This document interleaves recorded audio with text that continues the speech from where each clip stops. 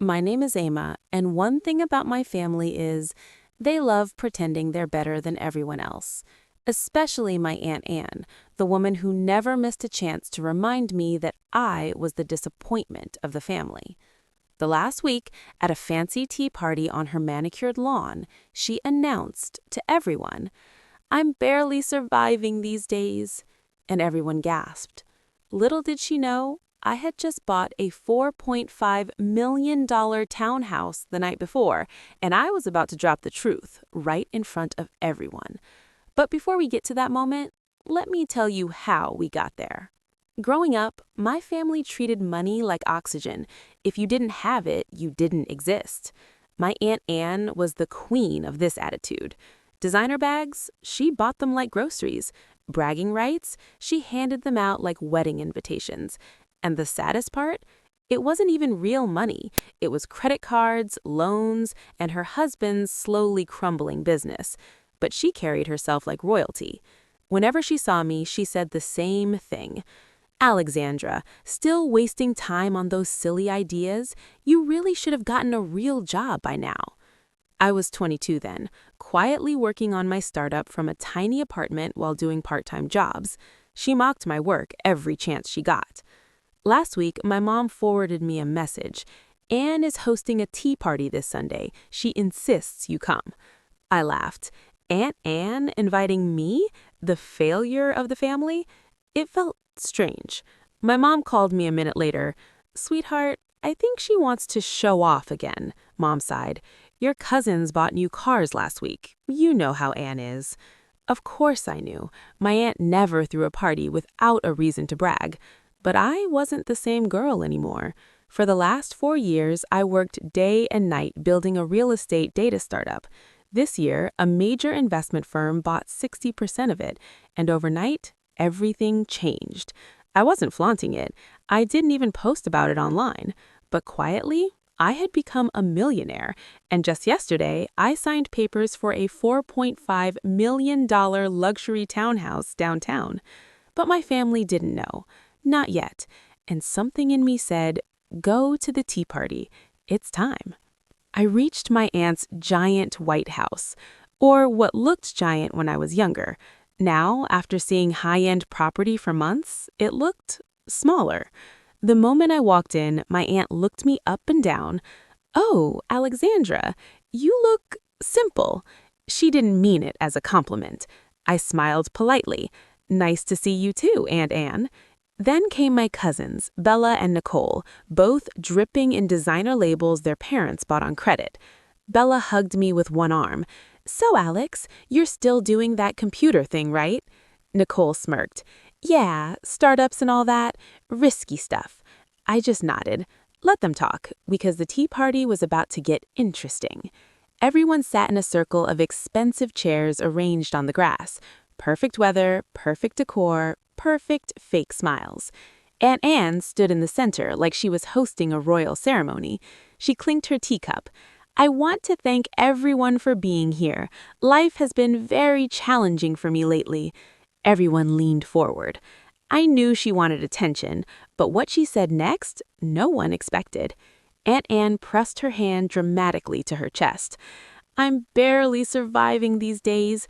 The bills are piling up, the economy is terrible, and I've had to cut back on so many luxuries." Everyone gasped. Bella looked shocked. Nicole wiped a tear. Mom placed a hand over her heart. I stayed quiet, watching. Anne sighed loudly, continuing, "We're even thinking about selling this beautiful home. It breaks my heart." And suddenly, everyone started offering sympathy. "I'm so sorry. You're so strong. You'll get through this." It was a performance. She was fishing for pity, for attention, maybe for money. Then she turned to me. "You understand, right, Alexandra? Someone like you must be struggling too." Everyone looked at me, and that was the moment where everything changed. I set my teacup down gently. "I understand struggle," I said softly. "But things are different now." Aunt Anne blinked. "Different? What do you mean?" I smiled. "Well, I closed a pretty important business deal this year." My cousins exchanged looks. What deal? Bella asked. I kept my voice calm. You know that startup I've been working on? A major investor acquired most of it. Aunt Anne's eyebrows shot up. How major? She asked suspiciously. I leaned back in my chair. 8 figures. The entire garden froze. Mom covered her mouth. Dad sat up straight. My cousins stared like statues. 8 figures. Over $10 million. Aunt Anne's forced smile twitched, and I wasn't even done yet. The entire backyard went dead silent except for the faint sound of birds in the trees. Aunt Anne blinked rapidly, trying to process what I'd just said. An 8-figure deal? From me? She forced out a tight laugh. Oh, Alexandra, you always had such an imagination. Nicole smirked, relieved. Bella whispered, Yeah, right. I didn't react. I didn't need to. I'm not imagining, I said calmly. You can look it up. The deal was public. Mom covered her mouth again, her eyes filling with pride and confusion. Aunt Anne's voice hardened. Public deals don't happen overnight. You must be exaggerating. People your age just don't make millions. I tilted my head. Except, sometimes they do. And her face twitched again. She hated not being the richest in the room. Bella crossed her arms. Well, even if it's true, where are you living now? Still in that tiny rented apartment? Nicole added with a fake pity smile. Must be hard maintaining yourself in the city. That's when I decided, fine, let's give them the shock they're begging for. I reached into my bag and pulled out a sleek black folder. Mom's jaw dropped when she recognized it. It was the closing folder from the real estate office. Aunt Anne frowned. What's that? I opened it slowly. Just some paperwork I signed yesterday. Dad leaned forward. What paperwork? I slid the glossy document across the table. Everyone stared as the golden header shined under the sun. Costa Heights Realty Official Property Purchase Agreement. Bella instantly grabbed it. Her eyes scanned quickly, then froze. Nicole snatched it next. Her lips parted. Aunt Anne, this says she bought... I finished for her, casually. A $4.5 million luxury townhouse downtown. Mom gasped aloud. Dad whispered something under his breath. And Aunt Anne, her face lost all color, like someone pulled the plug on her entire ego. Aunt Anne grabbed the papers with shaking hands. This must be fake. People don't just buy $4.5 million homes. I shrugged. They do if they can afford it. You're lying. Her voice cracked. Her cheeks flushed red. I stayed calm. Checked the signatures, the address, the closing date. It's all there. Her eyes moved to the numbers again. $4,500,000. Paid in full, wire transfer confirmed. And then the real crack appeared. Her voice softened into disbelief. How did you manage this?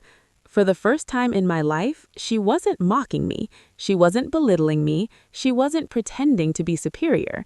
She was confused, scared, and jealous. Before I answered, the memory flooded back. 4 years ago, I was sitting alone in my tiny rented apartment, eating instant noodles at a secondhand table, while my aunt posted photos online from luxury vacations. I worked on my laptop for hours every night, learning coding, building a basic platform, pitching to investors, getting rejected again and again. I thought of giving up many times, but every time Aunt Anne sneered, every time she laughed at my dreams, every time my cousins whispered behind my back, it pushed me harder. I didn't have family money, I didn't have connections, I didn't have privilege, but I had grit. And now it paid off. I finally answered her. I worked hard, Aunt Anne. The startup took off. Clients came in. Investors noticed. It wasn't magic. It was effort. Bella bit her lip nervously. Nicole looked down at her designer shoes like they suddenly lost value. My aunt swallowed hard, her voice unsteady. A townhouse? Downtown? Those places are for lawyers, surgeons, CEOs. And founders, I added gently. The look she gave me was a mix of envy and disbelief. And then, like every jealous family member cornered by reality, she tried to twist the narrative. Well, sweetheart, I always believed in you. Mom let out a tiny cough, the kind that means, I can't believe she just said that. I raised a brow. You always believed I should quit? I reminded her. Aunt Anne waved her hand dramatically. Oh, darling, that was just tough love. Look how successful you are. You should thank me for pushing you. I almost laughed. Thank you for mocking me? Belittling my work? Calling my dreams silly? She opened her mouth, but no words came, because she knew the truth. I looked around. So, Aunt Anne, this party wasn't really about tea, was it? She stiffened. What do you mean? You invited the whole family because you wanted to talk about your financial issues. Everyone looked at her. Anne blinked rapidly again. I just thought everyone should know how hard things are for us right now. Nicole whispered, Mom. Bella touched her arm gently, and something inside me softened, just a little, because for a moment I saw not the arrogant aunt, not the show-off, not the woman who belittled me for years, but a scared human being, someone drowning in debt, too proud to admit it until she needed attention. But sympathy is one thing, enabling, no. Suddenly, Aunt Anne leaned forward, lowering her voice. Alexandra, sweetheart, since you're doing so well, could you maybe help us out? Everyone froze again. Mom's head snapped up. Dad stiffened. Bella and Nicole stared wide-eyed. I stayed silent. She continued desperately. You know, just a small loan, maybe 100,000 or two? My heart twisted for a moment, but not with pity, with clarity. Because this was the woman who humiliated me for years, who used my mom as free labor, who bragged about her daughters while mocking me. She didn't want reconciliation, she wanted money. And she thought, now that I had some, she could control me again. Not today, not ever. I took a deep breath. Aunt Anne, she leaned closer, eyes hopeful. Yes, dear? I'm sorry you're struggling, but I'm not giving you money. Her face collapsed, shocked first, then anger. What? After everything I've done for you? I tilted my head. What exactly have you done for me? She opened her mouth. Nothing came out, because she had no answer. I stood up slowly, smoothing my dress. I'm not here to brag or to hurt anyone, but I worked hard for what I earned, and I won't let anyone make me feel guilty for it. Everyone stared. I picked up my folder, slid it into my bag, and added, I don't owe anyone an apology, and I definitely don't owe anyone a check. Aunt Anne sank back in her chair, speechless. Mom wiped a tear of pride. Dad nodded at me, and my cousins, for the first time ever, looked at me with respect. This part is even more dramatic, more emotional, and more revenge-heavy, perfect for YouTube retention. As I stood there, the entire energy of the garden shifted. Just a few minutes ago, these people saw me as the girl scraping by, the one who needed help, the one who needed a charity fund, the one they could pity and look down on. Now, they were staring at me like I had just revealed I was royalty in disguise. My cousin Nicole whispered something to Bella. I knew she was doing something big. I told you she wasn't failing. Bella hissed back. No, you didn't. Across the table, my mother stared at me with teary eyes, not sad tears, but something deeper, pride, relief, validation. Dad sat back in his chair, rubbing his chin, studying me like he was seeing his daughter for the first time. Not the girl people compared, but the woman who built something powerful. Only Aunt Anne remained frozen, her fingers trembling around her teacup. It's funny, success doesn't just reveal who you are, it reveals who they are. And that moment, everyone's true faces slipped through. Bella suddenly became friendly. Alex, wow, I mean, if you ever want help decorating your place, Nicole smiled too widely. You should totally host a housewarming. We'd love to come. My aunt leaned back, pretending she just wasn't demanding money. Her tone instantly sweetened, sickly sweet. You've become such an impressive woman. We always knew you had potential, sweetheart. Always knew? Really? Funny, because every memory I had said otherwise. Dad cleared his throat. Anne, why are you in debt? What's going on? Anne stiffened. Everyone stared. She wasn't used to being questioned, especially not in front of the family she always tried to outshine. Anne glanced at her daughters. They both avoided eye contact. Finally, she sighed dramatically.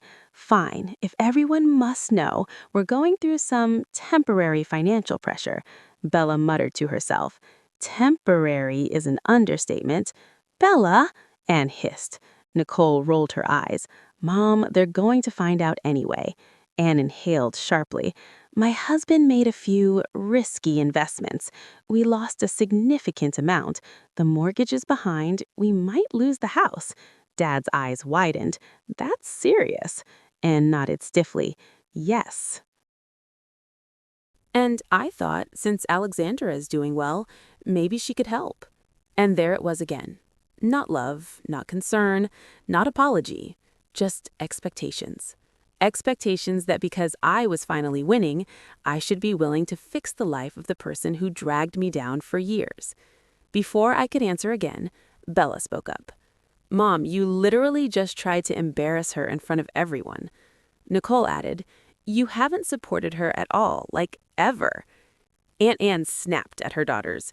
This isn't about that. Family helps each other. I laughed softly. Family supports each other. What you're asking is a bailout. Anne's nostrils flared. Alexandra, don't be dramatic. It's just money. Just money? Just money coming from the woman who mocked me for years for not having enough, for trying unconventional paths, for not fitting her picture-perfect mold. I stepped closer. Aunt Anne, I didn't say no because of the money. I said no because of the disrespect. Her lips tightened. You don't mean that. I mean every word. I took a breath. Let me make something clear, I said, projecting my voice. Everyone went quiet. For years, you called my work silly. You dismissed my dreams. You compared me to everyone else. You made me feel small. And now that I'm successful, I let the silence hang. You want me to forget all of that? Aunt Anne's face twisted. I didn't mean any of that. I was just insecure, I finished. Just proud, just controlling, just cruel. Gasps spread around the table. Her daughters stared at her wide-eyed. They had never seen anyone talk to her like that. Anne stammered. I was trying to guide you. No, I said. You were trying to break me. She froze, and I continued. And the worst part? You didn't do it quietly. You did it publicly. Every family event, every gathering, every holiday. My voice hardened. So today, I responded publicly. Her eyes filled with shock, maybe even hurt, but I wasn't done. Buying a $4.5 million townhouse isn't the win here, I said. The real win is that I'm not the girl who lets you define her anymore. Mom closed her eyes, letting a tear fall. Dad nodded subtly. I didn't succeed to impress anyone here. I succeeded because I worked hard and because I wanted a better life for myself. Aunt Anne whispered, Alexandra. I softened, just a little. But I'm not here to embarrass you. I'm not here for revenge. She blinked in confusion. I smiled gently. Revenge already happened. Her brow furrowed. What does that mean? It means you spent years trying to make me feel small, and now you are sitting here shocked at how big I have grown. Anne took a shaky breath. Then you won't help us? Not even a little? Even now, even after everything, she still thought she was entitled to my success. I leaned in. Aunt Anne, I won't fund your lifestyle, but, she looked up hopefully, I will give you something. Her eyebrows rose. What? I held her gaze and said, advice. She frowned. Advice? What advice? I spoke softly, but every word hit her harder than money ever could. Stop spending your life trying to look rich. Start spending it trying to be rich. Stop belittling others. Start learning from them. And stop pretending you're above everyone because today proved you're not. Her mouth fell open. Bella whispered. She needed to hear that. Nicole nodded slowly. Mom looked proud. Dad looked relieved. Anne looked small, like the years of pretending finally collapsed in one afternoon. I grabbed my bag, stood up, and gave one final look around the table. To everyone else, I said warmly, I wish you all well, but I will never apologize for growing. Mom held my hand tightly. You did beautifully. I kissed her cheek. Dad clapped my shoulder. Bella and Nicole looked at me different now, not as competition, but as someone they finally respected. And Aunt Anne? She couldn't look away. Her voice cracked as she said quietly, Alexandra, wait. I turned. She hesitated, then whispered, I didn't know you were hurting. I smiled softly. I know. And then I added, but now you do. I walked away, not with anger, not with ego, not with arrogance, but with peace. Because true revenge isn't destroying your enemies, it's outgrowing them. This final part ties the story together with emotional closure, a strong revenge ending, and a perfect YouTube outro. High retention, cinematic, and powerful. As I walked down the stone path away from the backyard, the sunlight hit my face, warm and steady. For the first time in years, I wasn't walking away defeated. I wasn't walking away humiliated, dismissed, or compared. I was walking away as the version of myself I fought to become. My heels clicked against the stone, and each click felt like a punctuation mark. I am done being small. Behind me, the murmurs of the family grew louder, my name suddenly on everyone's lips. Alexandra bought a townhouse? 4.5 million? She looked so confident. I never knew she was doing that well. Even the tone had changed. Hours ago, I was the girl they pitied. Now, I was the woman they admired, envied, respected. Funny how fast people switch sides. Before I reached my car, I heard footsteps behind me. Alex! I turned to see my mother rushing towards me, still holding her purse tightly, her face glowing with something she'd buried for years. Pride. She reached me, breathless. Alexandra, I'm sorry. I frowned gently. For what? Her eyes filled. For not defending you all those years, for not shutting down Rachel, for letting you face all of that alone. I shook my head gently. Mom, you didn't owe me that. I knew you were caught in the middle. She cupped my face. I should have been braver. You deserved better. I held her hands. And now you're here. That's what matters. She nodded, wiping a tear. I'm so proud of you. You worked so hard, and you never let their words break you. I hugged her, the kind of hug that releases years of pressure and pain. Your success, she whispered, it's not revenge. It's restoration. I smiled. Maybe it's both. She laughed softly, and for the first time, we understood each other fully. As Mom and I parted, I noticed Bella and Nicole walking toward us, slowly, hesitantly. They weren't smirking, they weren't sizing me up. They looked nervous. Alexandra? Bella said quietly. Yes? She exchanged a glance with Nicole before speaking. We wanted to apologize for being, not great cousins. Nicole nodded. You always tried to be nice, and we were just following Mom's attitude. I waited. And now, seeing what you built, it's inspiring, Bella added softly. You made something out of nothing. Nicole stepped forward. If you ever do mentorships or anything like that, we'd love to learn. Their voices held sincerity, real sincerity, not clout chasing. I smiled gently. I appreciate that. And if you two are serious, I'll help you.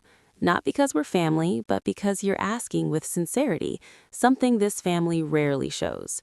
They exhaled, relieved. Thank you, Bella whispered. Really, Nicole echoed. This wasn't revenge. This was something better. Growth. As the girls walked back toward the house, I caught a glimpse of Aunt Anne standing on the patio, watching me. Her face wasn't angry anymore. It wasn't smug. It wasn't proud. It was the look of someone who finally, painfully realized she lost the control she had over me. Forever. Her daughters respected me now. My parents understood me now. The family admired me now. And she stood alone. I didn't wave. I didn't smile. I simply nodded. A silent acknowledgement that our chapter had closed. For good. 3 weeks later, the movers carried the last boxes into my new townhouse. Sunlight poured through the large windows, illuminating the exposed brick and polished floors. The rooftop terrace had a view that made the entire city look like it bowed beneath it. This wasn't just a home. This was a symbol of every late night, every rejection, every time someone underestimated me, every comment that said I'd never make it. I walked through the empty rooms slowly, absorbing the weight of the moment. My phone buzzed, a message from my bank confirming the last installment of my contractor deposit. I smiled. This wasn't a fantasy. This wasn't luck. This was earned. A week later, while I was reviewing interior design plans, the building's doorman buzzed me. "Miss Pierce, you have a visitor." "Who?" There was a pause. "Your aunt." I froze. My first instinct, tell the doorman to send her away. But something inside me whispered, face her, finish it. I went downstairs. Aunt Anne stood in the marble lobby, clutching her handbag, looking smaller, much smaller. "Alexandra," she breathed when she saw me. "You're home. It's beautiful." I nodded. "Thank you." She swallowed, then said softly, "I came to apologize." I waited. "I shouldn't have treated you the way I did. I was proud, I was jealous, and I was wrong." The words trembled out of her, words she'd never spoken to anyone. She continued, "I judged you because your path didn't look like ours, and now I see that you created something more meaningful than any of us." A long silence. Then she whispered, "I'm sorry." I nodded slowly. "Thank you for saying that." Her eyes brightened, hopeful. "But," I continued gently, "that doesn't erase the years of hurt, and it doesn't mean we go back to how things were." Her hope faded. "But it means I accept your apology. I'm just choosing peace, not closeness." Her chin trembled. "I understand." And for the first time ever, she truly did. That night, as I sat on my rooftop terrace watching the city glow beneath me, I realized something powerful. My victory wasn't the townhouse, wasn't the money, wasn't the applause. It was the fact that I didn't need their validation anymore. Not my aunts, not my cousins, not my family's. I had validated myself. And the girl who once sat in a tiny rented room crying because her family mocked her dreams had grown into a woman who owned her destiny. If you're watching this and you've ever been underestimated, looked down on, laughed at, or dismissed, remember this. Your success is not a performance for them. It's a promise to yourself. Build quietly, rise silently, grow consistently. One day, the same people who doubted you will sit in shock while you stand in your truth, and you won't need to prove anything, because by then, your life will speak louder than their words ever did. Thanks for watching. If this story hit your heart, drop a comment, hit like, and subscribe for more stories of growth, resilience, and creating your own destiny. Your glow up is coming. Keep building.